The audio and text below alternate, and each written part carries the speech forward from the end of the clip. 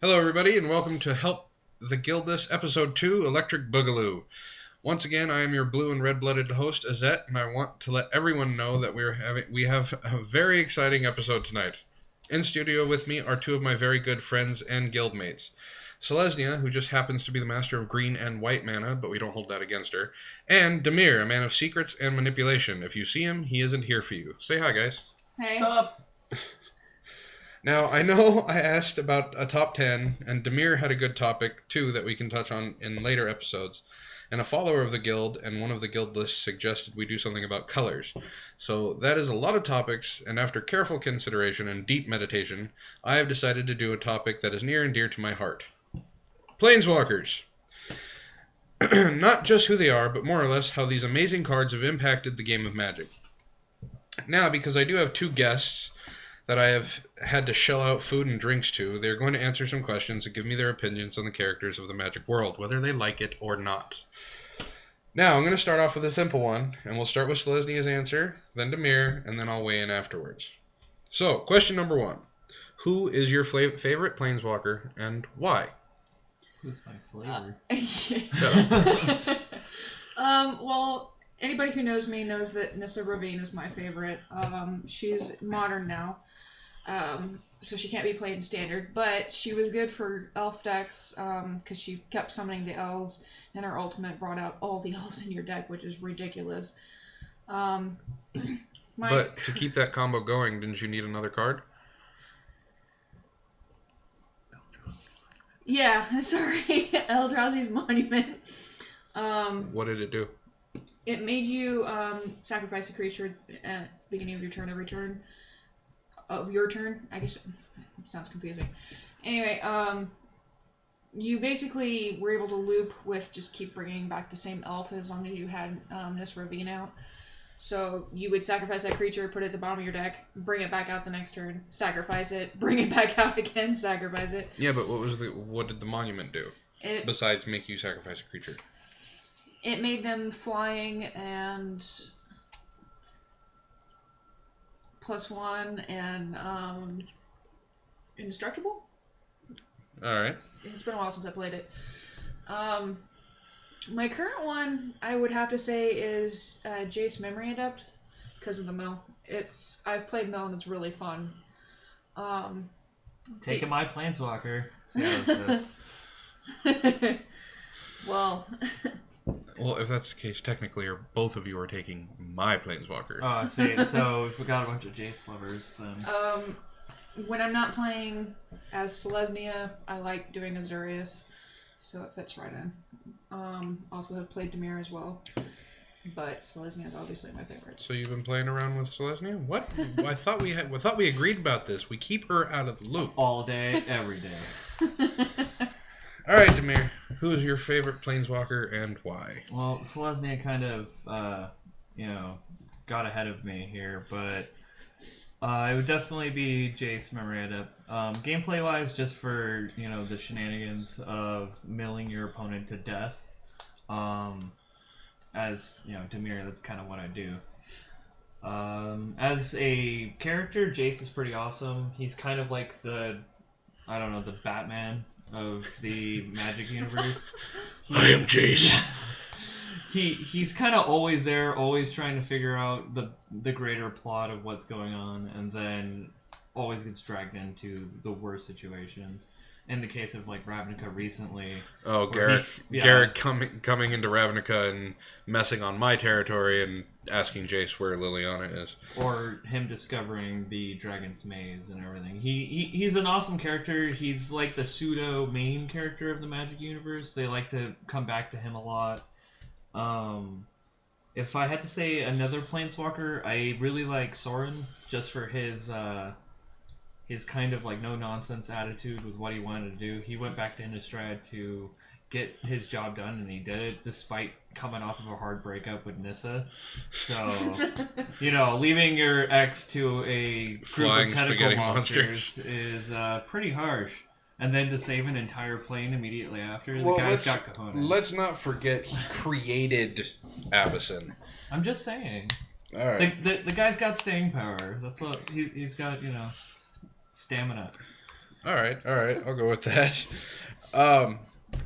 Well, my favorite is Jace Beleren, and not just Mini Jace, as he's nicknamed, but all aspects of him. He's had 4 different printings: Jace Beleren, Jace the Mind Sculptor, Jace Memory Adept, and Jace Architect of Thought. And each one has had a huge impact on the game of Magic. Jace the Mind Sculptor, a.k.a. Jace the Destroyer of Fun, a.k.a. Jace the Mind Fucker. You can... The card that broke the game when he was standard. I was waiting for it. See him being the main character. Again, he gets the best toys. He kind of broke the mold and the game whenever he hit. So much so that Wizards has stated clearly that they will never reprint him for use in Standard, and even went so far as to put him in from the Vault 20 just to lower his card price, which it lowered it like a little bit, but not much.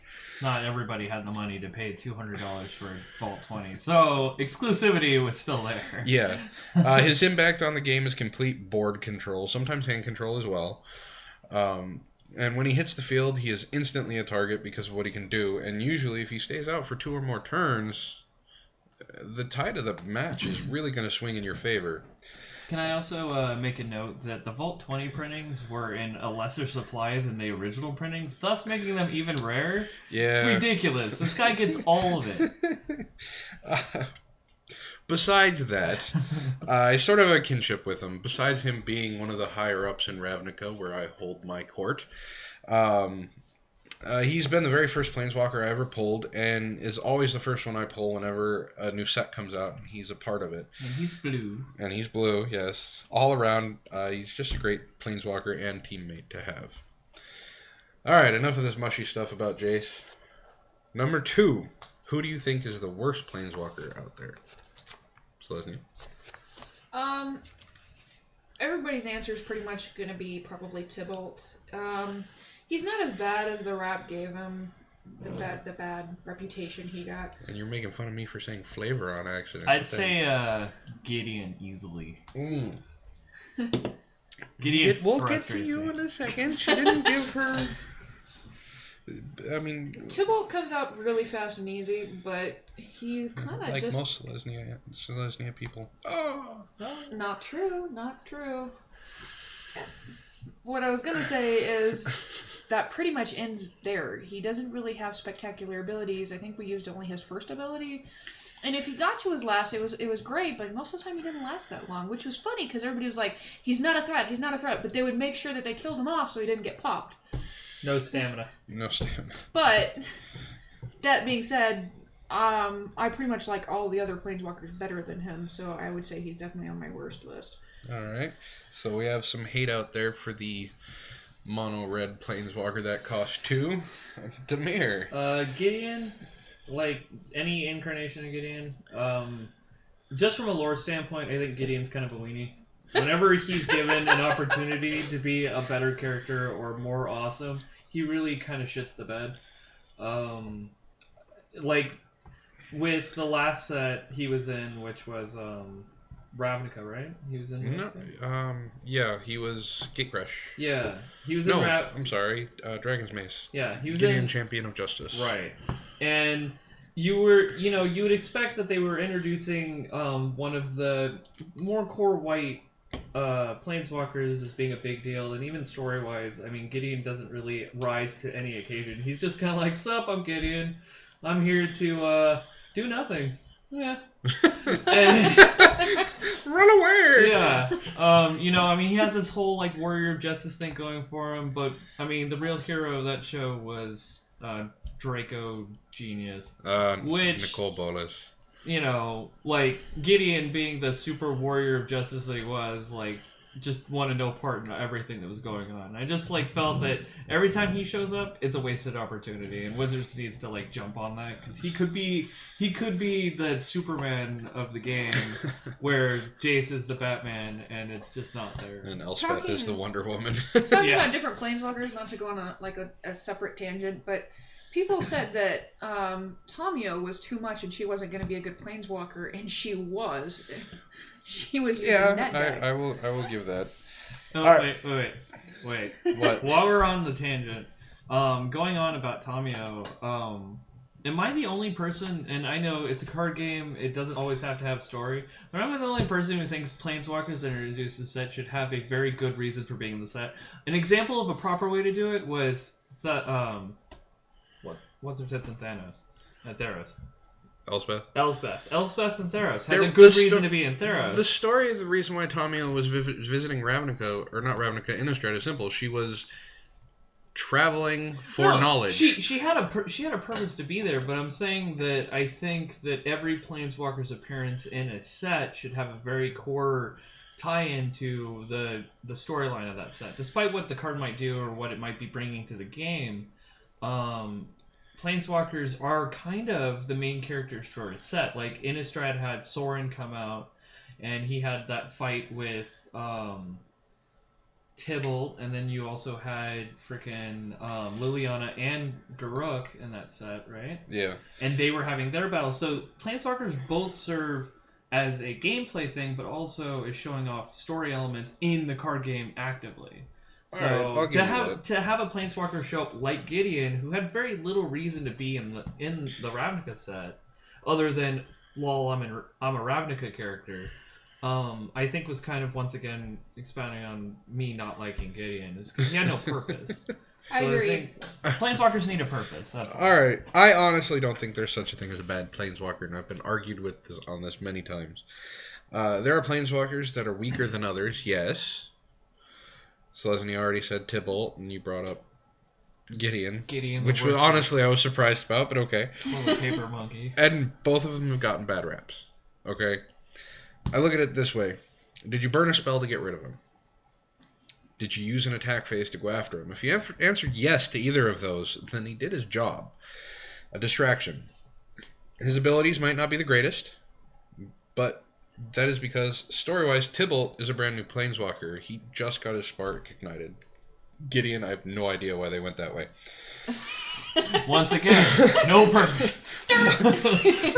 But game-wise, you need to take the time out of your strategy to be rid of him. Tybalt has his uses, and I honestly think he'll be back with a 2.0 that rocks some socks. Probably. Alright, now question 3. Do you think that the introduction of Planeswalkers was a good idea by Wizards of the Coast, or a bad idea, and why? I liked the introduction of Planeswalkers. I think it gives it a new element to the game. It gives you allies that can come in to help you, to aid you, to rescue you even from, like you said, like, it's a distraction. Like, they're going after them rather than you, so you're not dying as fast. Yeah, I don't know how many games I've dropped a Planeswalker and my opponent is gone after the Planeswalker when all they had to do was attack me once and I'd be a goner. And I mean, we've discussed too, like you were saying earlier before the podcast, they go through tons and tons of abilities of things that they can do to aid us. I mean, creating creatures, giving us extra turns, basically pit fighting another creature, taking their creatures, tons of stuff. So I definitely think they're worthy to have and a really good idea. Something I would have liked to see is... We'll get to that. Well, no. Something I would have liked to see is like a little intro to your Planeswalkers that are just coming out, like in the player's book, with the cards or whatever, so that you're getting the little backstory, because not everybody gets that, I do remember the first time we pulled a Planeswalker, we had no idea what the card was. Right, we were like, is this a leveling card? It has become a standard to have a introduction for the Planeswalkers in the player book. Yeah. In a fat pack. I no, but I mean like the backstory of like we were talking earlier, where but Gideon came that's from. part of that's part of the interest in the socialization of Magic. It doesn't have to be set in stone where these characters came from, because you'll go to a tournament or you'll meet other Magic players who know that, and then you can tell them, and then they can get interested. And there's books, there's extended lore and stuff, but as for like the first time they came out, I wasn't there for it, but like you guys said, it was like, what is this?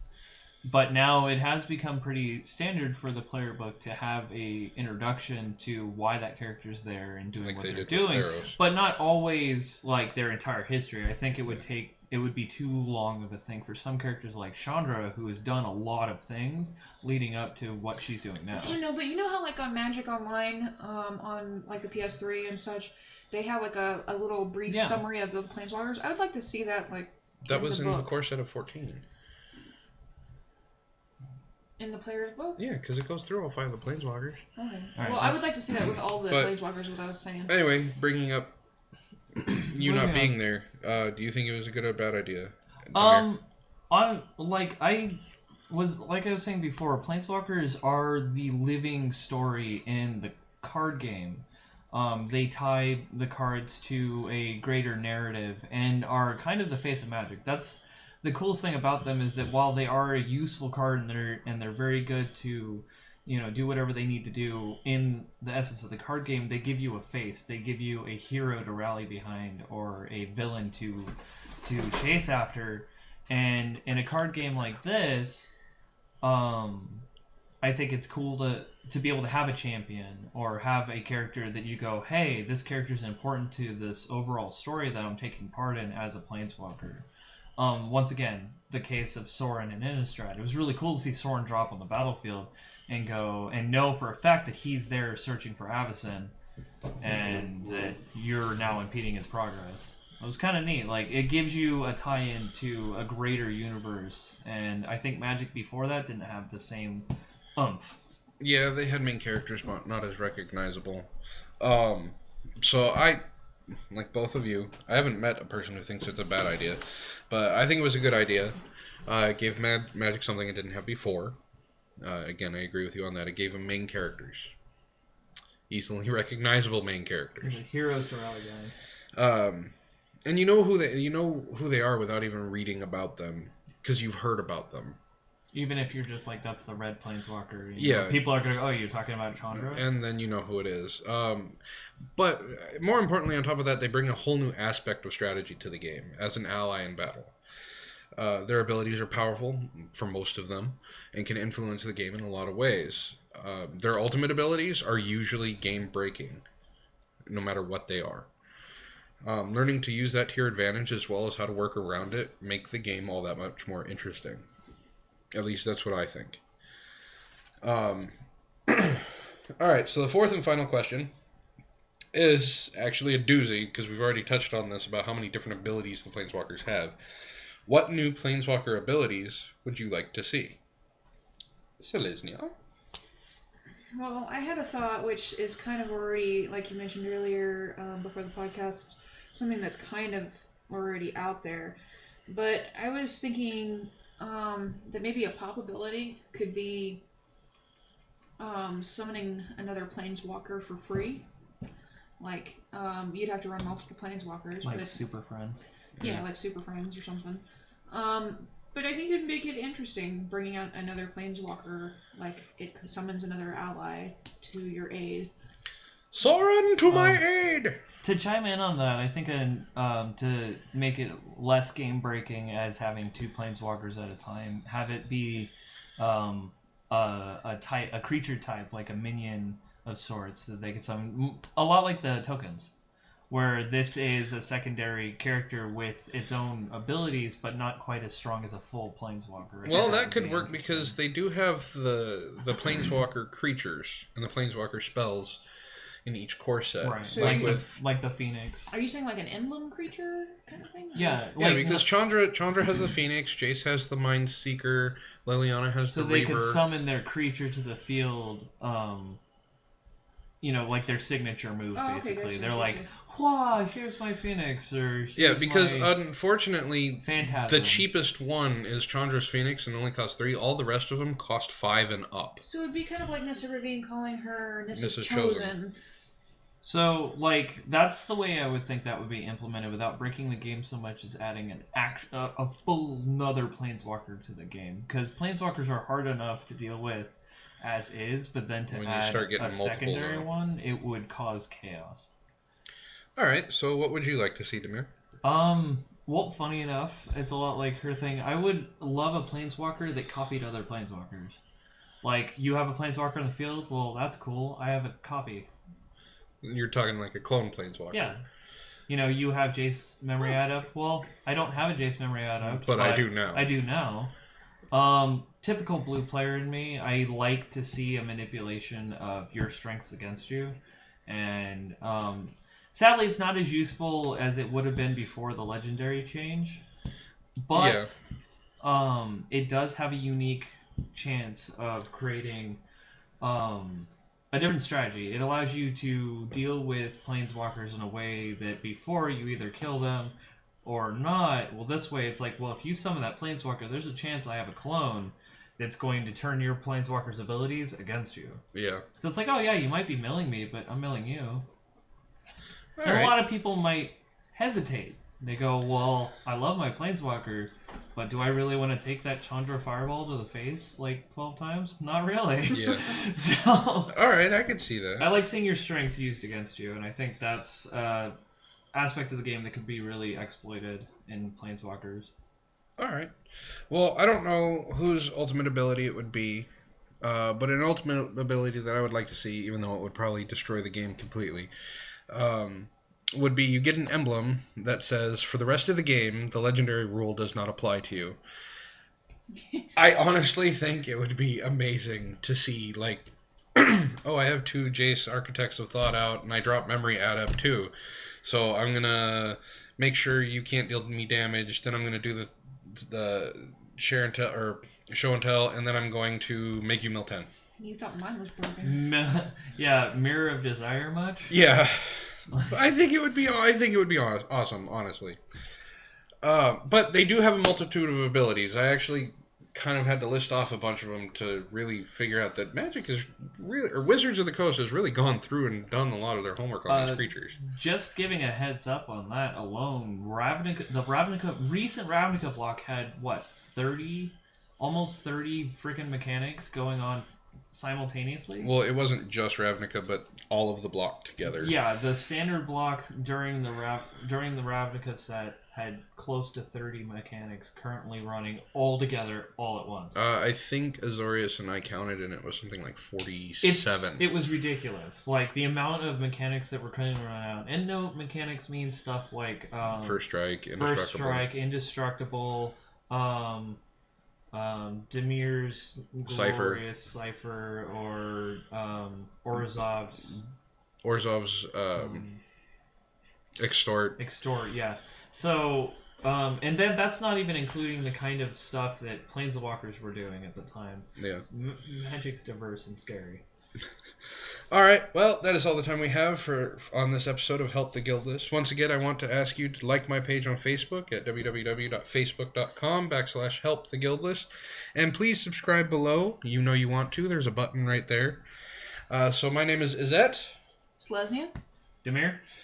And this has been Help for the Guildless. See you next time, everybody.